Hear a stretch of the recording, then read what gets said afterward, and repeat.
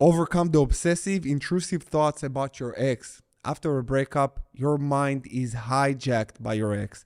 All you can think of is what they're doing, who they're with, are they happy, do they think about you, and all that stuff. The reason for that being is that rejection breeds obsession. The fact that they left you makes you obsessed with them. Now, I'm going to go deeper in today's session into why you feel the way you do, not just that rejection breeds obsession. Also, there is more psychological reasons for that, which we will cover. And I'm going to reveal to you a two-step formula that will take you about 3 weeks to complete in order for you to get over the obsessive, intrusive thoughts forever. And you will be able to apply this formula for everything in your life later on. So be ready, take notes, because this video is going to help you a lot. I'm Coach Goldman, your relationship and breakup coach. And like I said, number one, you will need to raise your awareness. Now, even before you can raise your awareness, let's just dive a little bit deeper as to why you're so obsessed, why your mind and your heart are hijacked and you cannot think for yourself. Everything is just, you're like magnetized into just thinking about them. And two reasons. I'm going to give you a psychological reason for that rejection breeds obsession, because we don't like to be rejected. We want to be accepted. When we live in tribes, in all days we live in tribes, being exiled or being rejected from the tribe meant that we can die. That was the meaning of that. We can die. Now, our primitive mind is still operating in this way sometimes, and this is just a part of it. This is the remainings of our primitive, of the thoughts that we used to have, that we can die if we're rejected, which today, welcome to the 21st century, this is not the truth. This is not the case. So with that said, you understand that there is just a part of your brain that think that. This is number one. Number two is that we don't like to lose. We don't like to lose. When you lose, your mind is just constantly thinking about ways to win. So in your mind, your obsessive and intrusive thoughts are going to directions of how can I fix it? How can I could have done it better? So you try to fix it in your mind to find a solution to make sense of it. This is why you cannot let it go. Maybe also your ex left you abruptly. Maybe they cheated on you, monkey branched, or rebound into another relationship right after your relationship, which makes it harder for you to cope with the loss, because you say, not that I just lose my partner, but I lost my partner for someone else. Does this person better than me? And there is all this stuff. I made a bunch of videos on monkey branching, rebound relationships. If you haven't watched them and you're new to my channel, visit my channel. You will get much greater understanding on why they did it and how you can handle it in the most healthy way.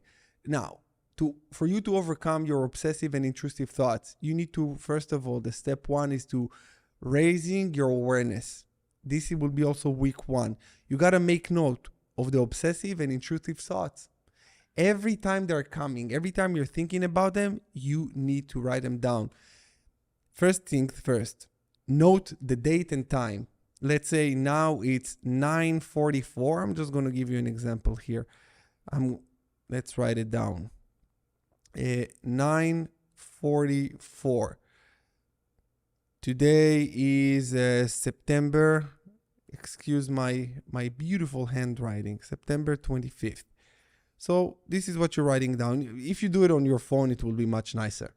Now, number two is note the emotion that you feel. It can be sadness, anxiety, or anger, whatever it is. 9:44, let's say that I feel sad. Let's go with sad. Now, number three, note the thought.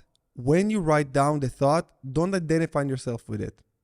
Okay? Just don't give an I am statement that I am this or that.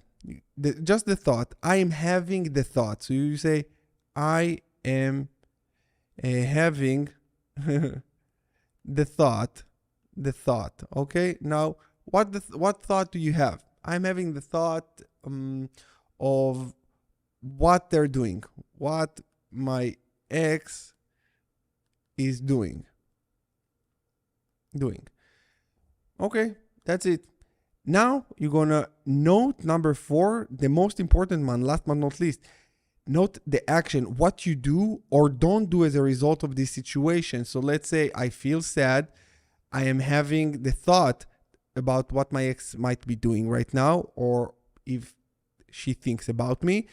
And the action is going back to bed. Going to bed. Okay, going back to bed. Think about this for a second. We will dive deeper so you can get a better understanding, but I just wanted to give you a quick example. So when you say to yourself, this is the time, and I'm thinking, I'm feeling, you just note your emotion, then you write down what you're thinking, what is the thought that is correlated with this core emotion that you're currently feeling right now, and what you do or don't do. So I go back to bed, I don't go to the gym. And you say, what you do, what you don't do. Then the second step, which is very important. And by the way, I really want you to take note to a number, in the first week, at the end of the first week. So let's just do this like this. At the end of the first week, I want you to start looking at all of the thoughts and emotions and the times where you feel the most sad or the most anxious. And I want you to draw a line and recognize when you feel the most sad, when you feel the most anxious. What are the dominating emotions that you're feeling? It might be not just sadness or anxiety or anger, like whatever it will be for you. So at the end of the first week, write down everything. Draw a line in between all of the dominating thoughts. You will be able to recognize them, and you will see, I am most sad in the morning. I wake up around 10, whatever. And then you're going to see around lunch, I'm thinking about them again. And then I feel sad, I feel anxiety. At night, I feel anger. So you start recognizing the patterns. You see the patterns, the behavioral and thought and emotional patterns that you are moving through. And then you say to yourself, okay, now you will be ready for them, because morning, I'm going to feel sad. Afternoon, I'm going to feel probably maybe stress or anxiety. Late night, anger. So you are prepared to meet the emotion and to meet the thought and know what actions you usually take or don't take. Then, when you understand the pattern, this is where you go to week 2, to phase number 2, step number 2, cognitive restructuring through action. You got to reframe the thoughts, and map up a new emotional state.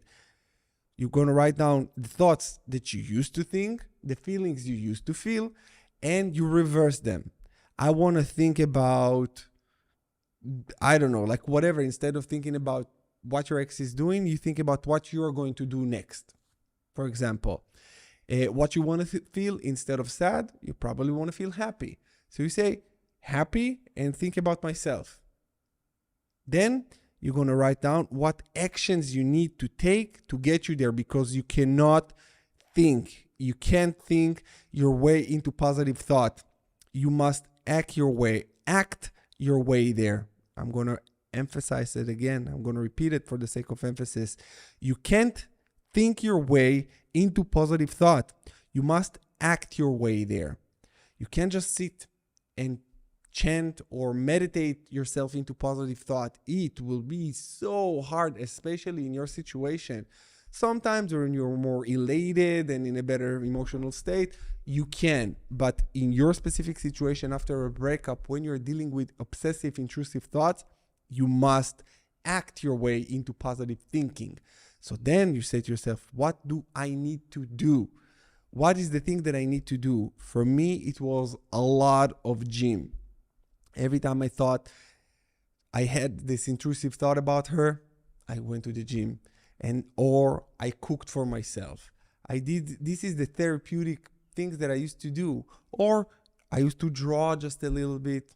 all kind of things. By the way, if you need help with that, in the Rise of the Phoenix, my online healing coaching program, I am walking you through how to do that, and I'm giving you much more examples and things on how you can actually do it, and all kind of therapeutic things that you can do. So if you want to check out my program, the link in the description below. Also, if you want to talk to me one-on-one, book a call with me, the link in the description below.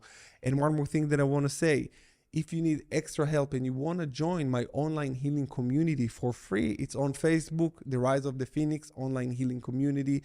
The link, of course, in the description below as well. And you can join there. We are a beautiful, like-minded community that supports each other, because you're not alone in this. Now, what you need to do, this is where you really need to hone in on your actions. Then on week 3, this is where you see how far you've come. Throughout week 2, you will have to start saying to yourself what you need to do and do it. What you need to do and do it. Because if you don't, what will happen? You will fall back. You will fall back.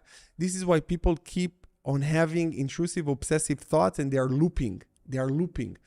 In order for you to break the loop, to break the cycle, you got to break it with action. You must break it with action. You cannot break it any other way. Believe me, I tried everything with my clients, and I tried it, of course, with myself. I know what works. I read a lot of papers and articles about it as well, about cognitive behaviors, how to restructure, how to change, all of that. And this is the conclusion. I just saved you a lot of time. Just believe me and do the work. When you do it, you will get to where you need to go quicker, much, much quicker. So you need to take the action.